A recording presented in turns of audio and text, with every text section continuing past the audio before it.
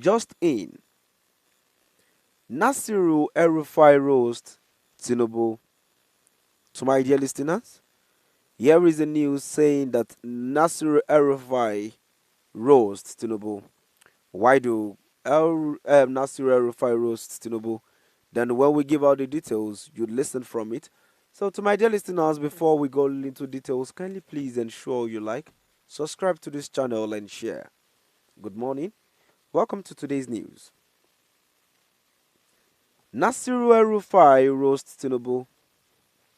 Nasir el-Rufai has stressed the need for President Bola Ahmed Tinubu to discontinue sectional politics, reminiscent of the era of ex-president Muhammadu Buhari in terms of lopsided appointment of his kinsmen into key federal positions.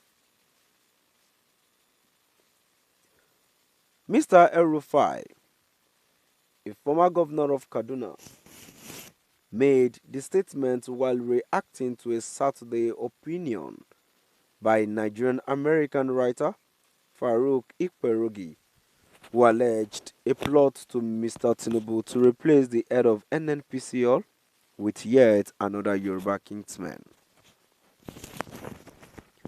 Two wrongs do not make a right. Sensible inclusion always trumps arrogant exclusion, the ex-governor wrote on his ex-handle on Saturday. Mr. Tinubu has faced allegations of stacking top federal positions with people of his Yoruba ethnic stock. This action evoked recollections of Mr. Buhari's near-exclusive installation of only northern Muslims into top federal offices throughout his 8-year tenure between 2015 and 2023.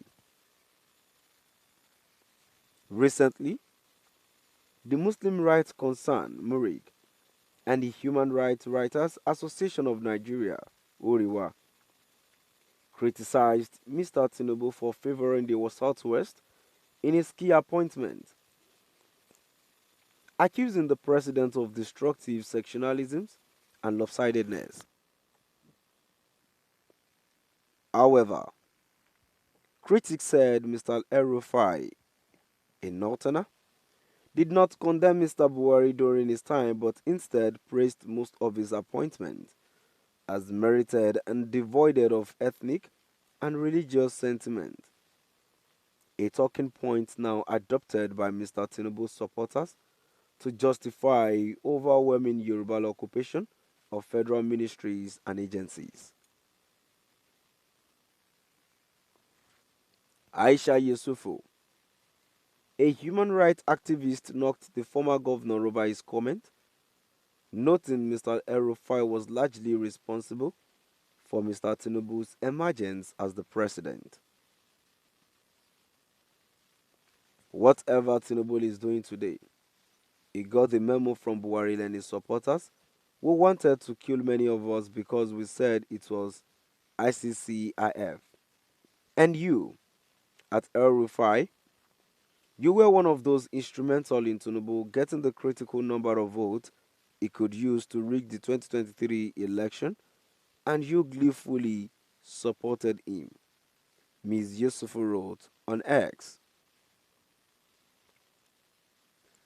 Meanwhile, recall that Mr. el-Rufai turned down to Mr. Tinubu's ministerial position last year following a hold on his endorsement by the Akpabio-led Senate.